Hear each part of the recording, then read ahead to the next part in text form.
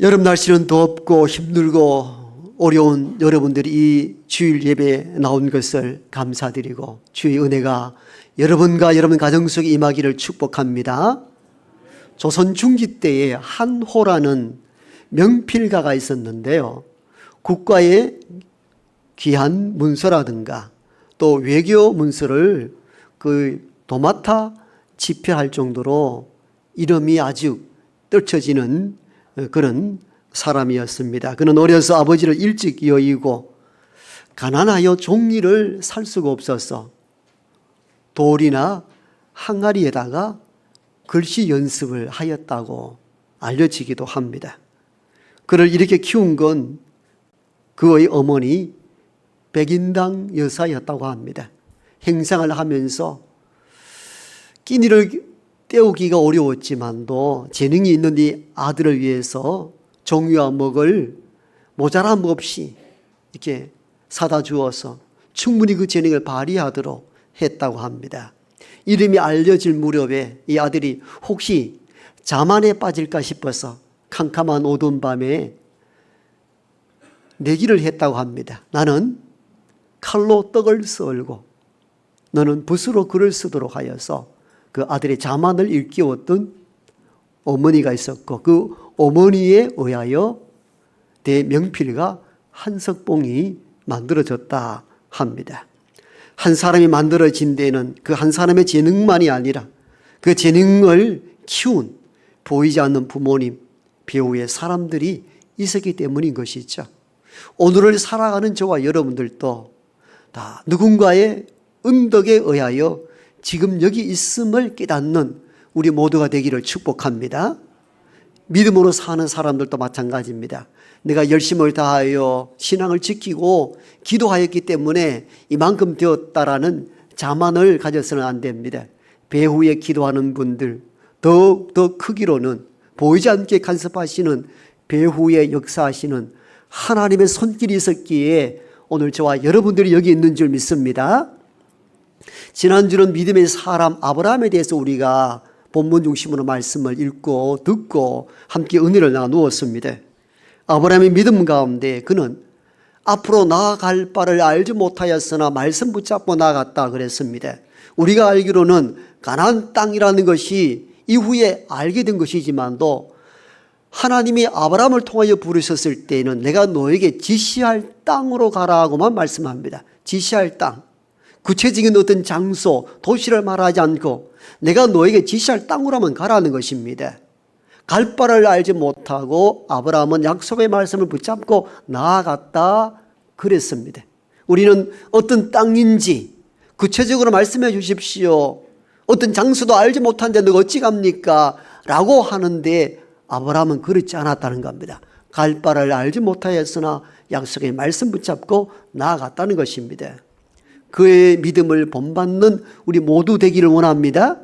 그리고 우리는 또 창세기 22장에서 아들 이삭을 바치라 하였을 때 바치는 결단을 보이는 장면을 통하여 그가 역시 믿음의 조상 될 만한 그릇이었다 이렇게 판단하기도 합니다마는 그 믿음의 결단이 이루어지기 전까지는 사실 저와 여러분들과 별반 다름없는 허물과 실수가 많았던 인물도 아브라함이었던 것을 우리가 알 수가 있습니다.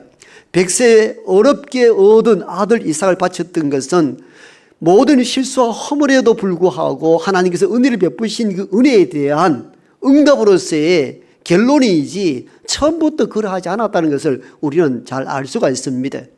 여러분, 우리가 하나님의 말씀, 즉 갈 바를 알지 못하고 나아갔습니다. 잘하는 일들입니다. 그 믿음은 우리가 본받아야 합니다마는 직접 그 땅 가나안 땅에 들어가서는 깜짝 놀라 뒤돌아서 버렸잖아요. 그 땅의 기근으로 인하여 먹을 것이 없자 곧바로 애굽으로 돌아섰습니다.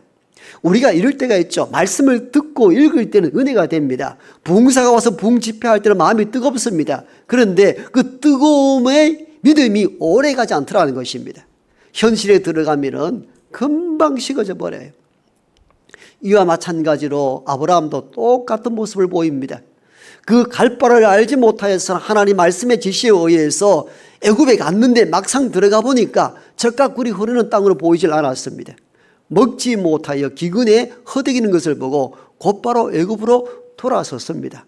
금방 그의 믿음이 식어버렸습니다. 우리의 모습이지요.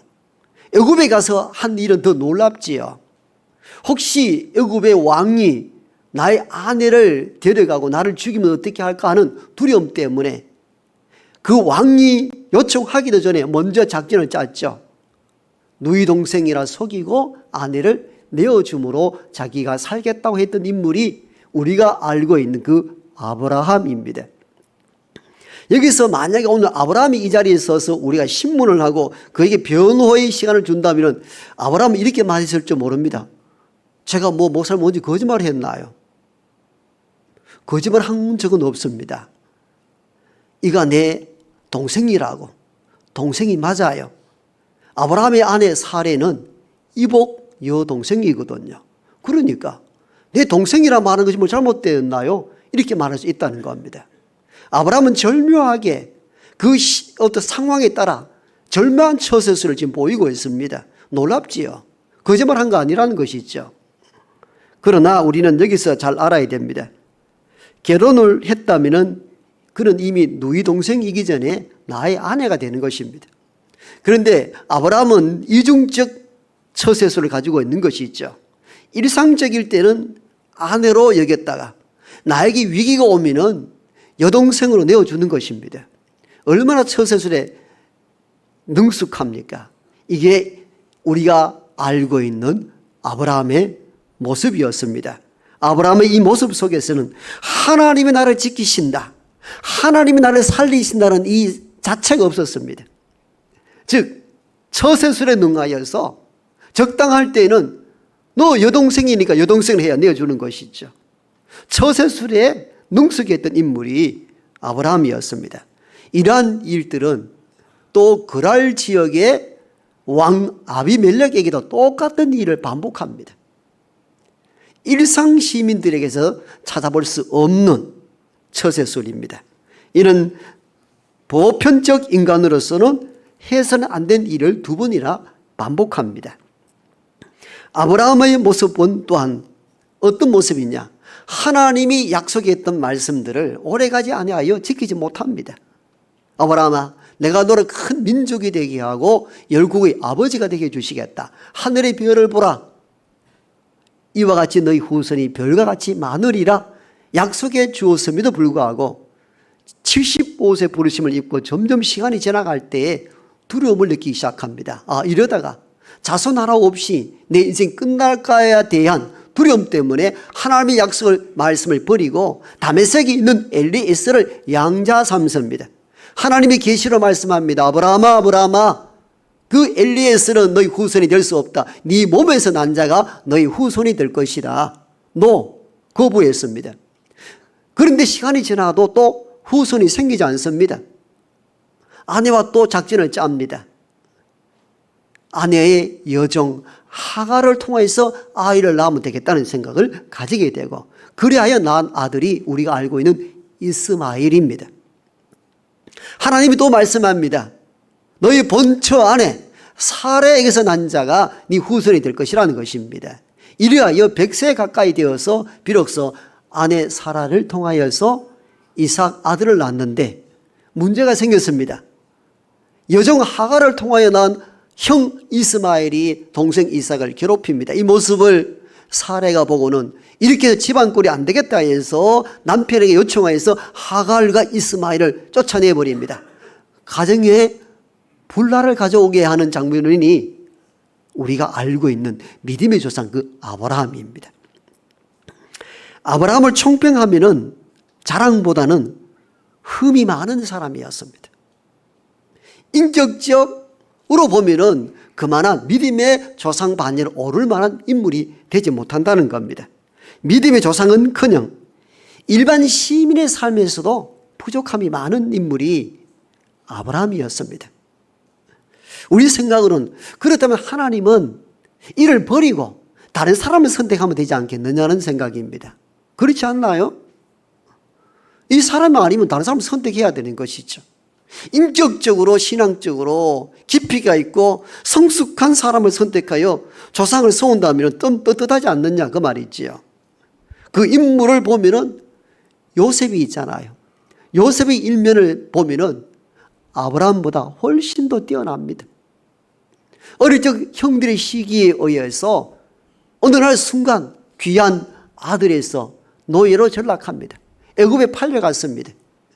애굽에 팔려가서 세상을 원망하거나 한탄하지 아니하고 믿음으로 이겨나갑니다. 이 신실함을 보았던 그 집의 주인이 집안의 모든 사물을 다 맡깁니다. 집안 일을 관장하는 총무 일을 맡기고 열심을 다합니다. 그런 어느 날 또 위험이 다가옵니다. 그 주인 보디발 장군의 아내가 유혹을 합니다. 여러분, 종이 무슨 윤리 도덕 따집니까? 그러나 요셉은 내가 하나님 앞에서 어떻게 득죄할 수 있으리요? 죄를 지을 수 없다는 것입니다. 거절함으로 말미암아 오히려 그의 아내가 모함하여 강간을 한다고 얘기하여 억울한 옥살이를 하게 됩니다. 여러분, 요셉의 가는 길은 항상 험한 골짜기였습니다. 어려운 장애물이 얼마나 많았는지 모릅니다. 신실하게 살아서나 찾아오는 것은 고통과 아픔의 세월이었습니다. 그럼에도 낙심치 않았고 하나님은 옥살이 중에서도 그에게 지혜와 환상과 계시를 주어서 보는 꿈마다 해석하여 나중에 애굽의 총리가 되도록 하나님께서 그의 걸음을 인도하셨습니다. 세월이 지났습니다. 하나님이 지혜를 주셔가지고 풍년 들 때 7년 곡식을 저장했다가 나머지 흉년이 들 때에 그 모아두었던 곡식으로 인하여 애굽 나라를 부국한 나라로 이끌어 나가시는데 먹지 못하여 있던 고향의 형제들이 애굽에 양식을 구하러 옵니다. 알고 보니 애굽의 총리가 자기가 팔아넘겼던 동생 요셉임을 알게 되고 아버지가 돌아간 이후에 우리가 이제 죽게 되었다고 떨고 있을 때 요셉은 형들에게 이렇게 말합니다. 형들은 그때 그 일로 인하여 두려워하지 마십시오. 나를 애굽으로 판 것은 형님들이 아니요 하나님이시라.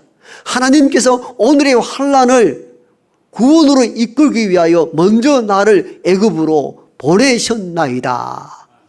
하나님의 섭리 가운데 모든 걸 용납하고 그 형들의 모든 가정들을 애굽 고센 땅으로 이끌어서 함께 살게 했던 인물이 요셉입니다. 그러므로 아브라함에 비하면 요셉은 인격적으로도 신앙적으로도 깊이와 너비가 있는 성숙한 신앙인이었습니다. 제 개인 생각으로는 아브라함이 아니요 요셉을 이스라엘의 선조 믿음의 신앙으로 삼았다면 좀 본보기가 되지 않을까 하는 생각을 가지는데 하나님은 이 허점투성이 허물과 죄가 많은 아브라함을 끝까지 믿음의 조상으로 세워나가십니다. 무엇 때문일까요? 이 흠 많은 아브라함을 붙잡는 이유가 어디에 있을까요? 그건 바로 하나님이 아브라함을 선택하시고 그에게 약속을 주셨고 그 약속을 성취시키시는 하나님의 은혜를 보여주기 위함이었습니다. 위대한 인물이 성숙한 위대한 인물로 자랐다면 그의 자랑이 됩니다. 그런데 아브라함은 자랑할 거리가 없습니다. 흠이 많습니다. 죄가 많고 실수가 많습니다. 그런 한 영혼을 선택하시고 그에게 약속하시고 그 약속이 성취될 때까지 이끌어 가시는 분이 하나님이십니다. 그러므로 아브라함을 이야기할 때 아브라함을 위대함을 말하는 것이 아니라 아브라함의 하나님의 위대함을 말하기 위함입니다. 그래서 우리가 아브라함을 이야기할 때마다 아브라함을 만들어 가시는 하나님을 바라볼 수 있어야 됩니다. 하나님이 그를 선택하셨고 그에게 약속하셨으며 약속이 이루어질 때까지 끝까지 그를 인도하시는 하나님의 은혜가 있기에 믿음의 조상 아브라함이 존재할 수 있었던 것입니다. 여러분, 아브라함이 선택받을 때 선택받을 만한 인물이었기 때문에 선택했는가? 그건 아니었잖아요. 당시 아브라함의 가정은 우상을 섬기던 가정이었고 아버지 대라는 우상을 조각하는 조각가였습니다. 그러니까 아버지 영향권 아래서 우상을 섬겼던 자임에 틀림이 없습니다. 그 가정은 떠돌이 유목민에 불과했습니다. 우리가 이스라엘 민족을 정체성을 이야기할 때에 히브리 민족이라고 이렇게 표현합니다. 히브리라는 것은 하비루에서 온 단어인데 하비루는 떠돌이, 방랑자라는 뜻을 가지고 있습니다. 즉 아브라함이 하나님의 선택함을 입었을 때 떠돌이였고 아버지를 잃고 방황 중에 있었고 별 가치 없는 존재였다는 것을 의미합니다. 그런데 오늘 우리가 읽은 사도행전 7장은 스데반의 설교인데요. 스데반의 설교에서는 아브라함을 선택하여 불렀을 때가 창세기 12장에 나오는 것과 조금 차이를 보이고 있습니다. 상황은 이렇습니다.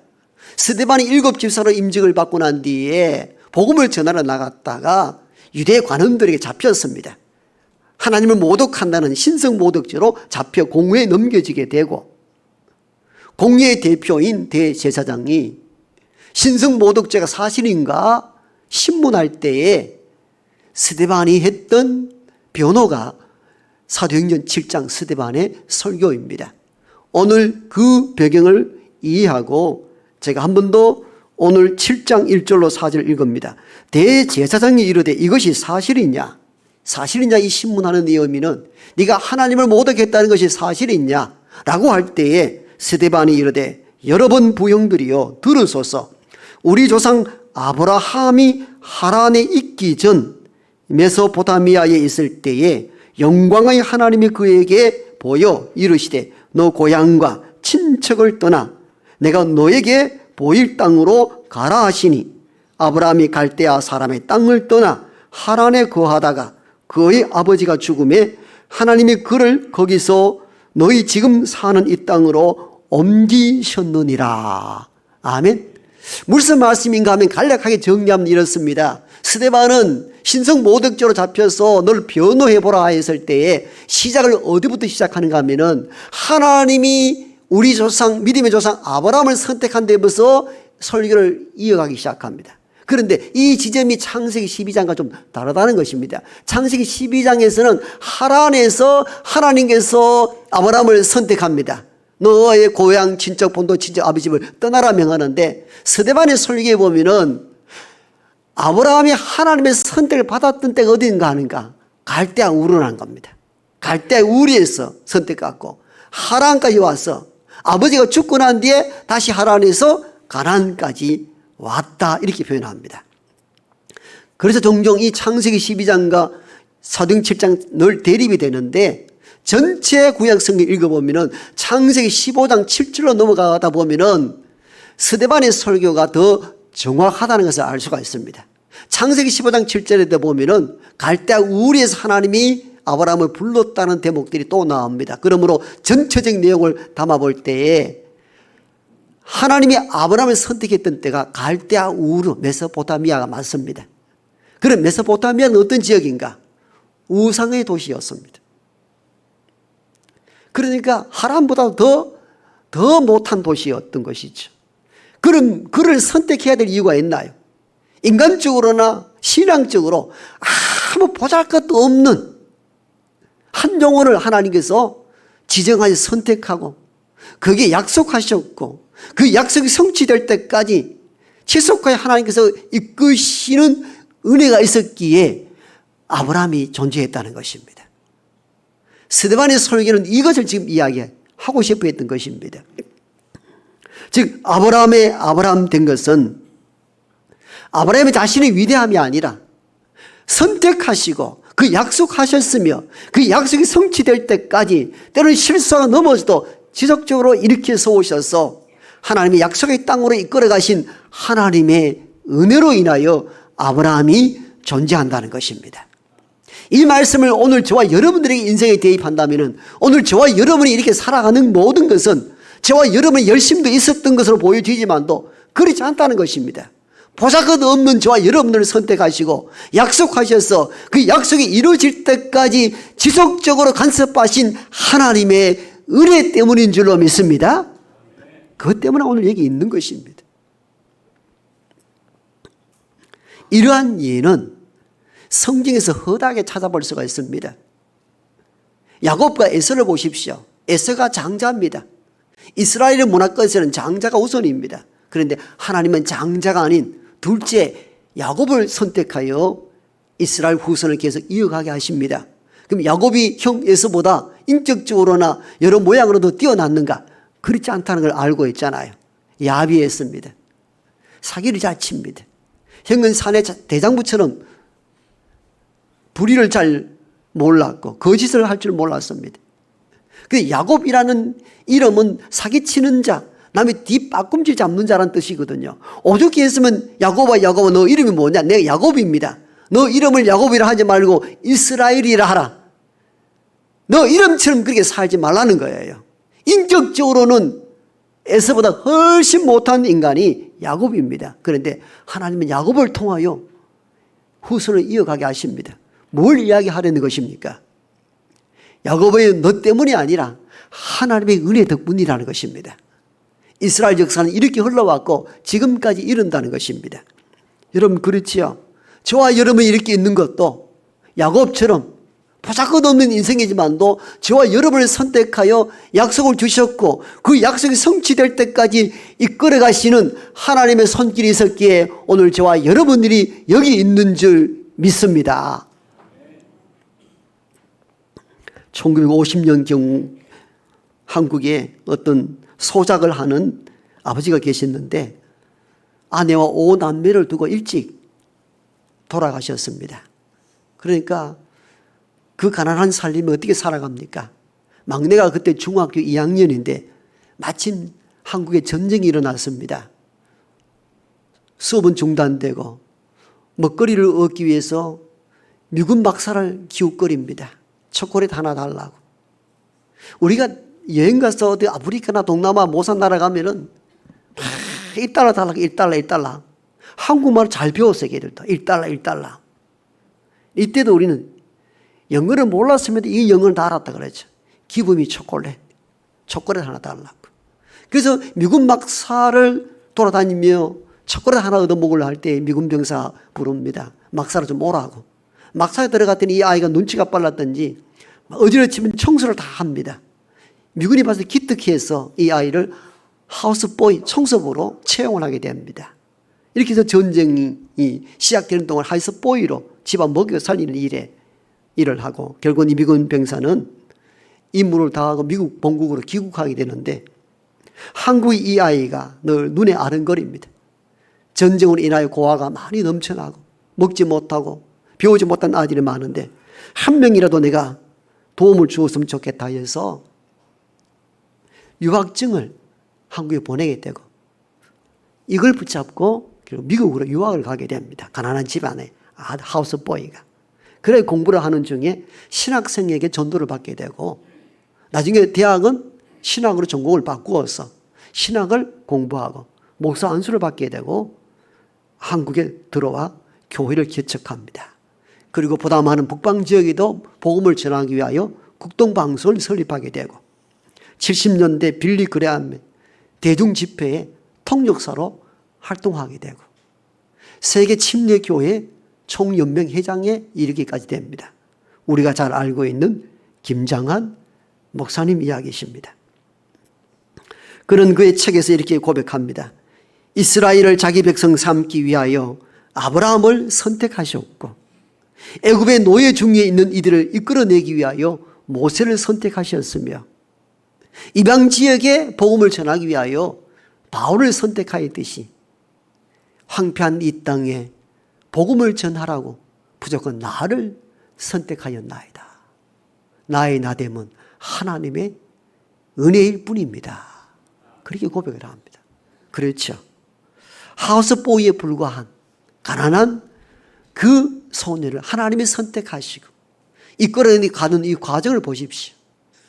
내가 아닌 것이죠. 하나님의 은혜인 것입니다.